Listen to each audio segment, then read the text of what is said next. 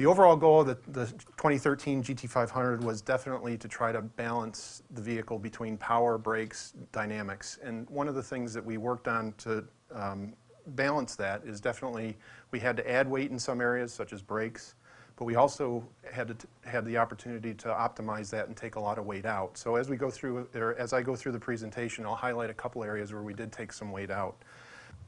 The transmission, many parts in the transmission have been upgraded.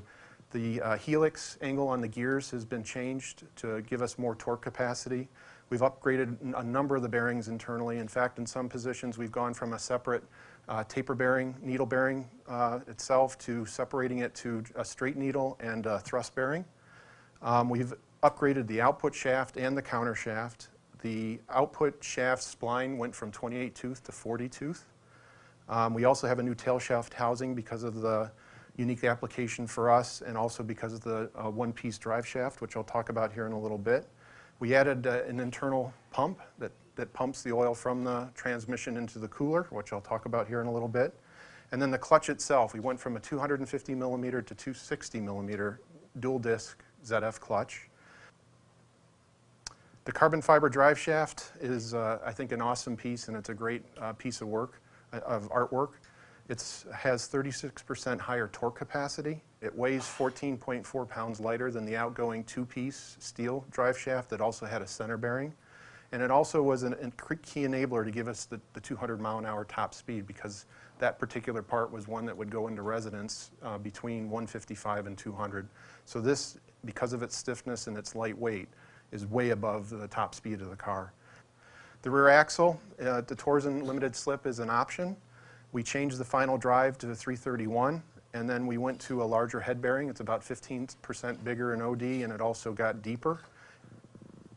Drivability. As you can imagine, having this much power and torque, we wanted to also make sure this car was still drivable on a daily basis. So we really spent a lot of time working on the things that you touch, not only the throttle map to make sure the car is easy to drive both on the road and on the track, but also the things that you push and feel all the time. The clutch, we wanted to make sure the efforts didn't go up real high. As you increase clamp load, you obviously have to have a higher pedal or pedal force, but we worked really hard with optimizing all the parts to still keep the efforts in the 30-pound range. We revised the shifter ratio to lower the efforts a little bit and make it easier to shift. And we optimized the throttle map, as I said, for smoother acceleration. The cooling system itself, this has probably been the key challenge that we've had in the program since the beginning. With that much power, some of the things that we went through and changed was we opened up the grills, which certainly lets more airflow in. We added a external air-to-oil engine oil cooler. So that does two things. It helps reduce the engine oil temp itself, but it also reduces the amount of temperature that goes into the water that cools the block. The old system used to use a water-to-oil, so it used the water of the cooling system to cool the oil, and that heat would go into the coolant. So now we've separated that, and we've gotten two improvements because of it. We wanted to also make sure the car was very balanced. So not only did we want a lot of power, but you have to be able to not put the power to the ground and also drive the car and have it balanced with the handling and be able to stop the car as well. We revised the entire chassis. Eric Zinkoski, Dave Harmanson, and Gene did a wonderful job retuning the whole chassis to make sure it balances with the amount of power that we have. Brakes. Brakes is another key part. We've gone through and we've upgraded the rotors. They've gone from a 355 to a 380 OD in the front. It's continued with the stiff monoblock front caliper. We have 19% larger front rotor swept area, 31% more thermal mass, 33% more front pad area, and 8% more effective radius.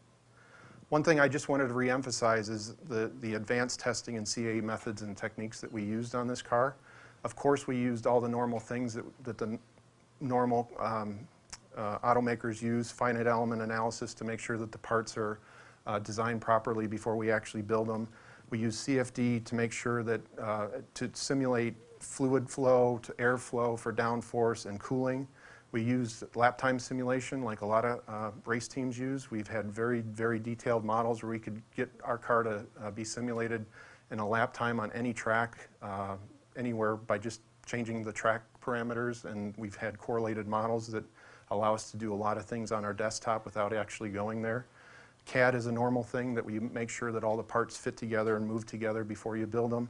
The 7-post shaker that I was mentioning to you helped us really tune the sport mode and make sure that we had the tire in contact with the cement as much as possible. And we went to meltable wind tunnels across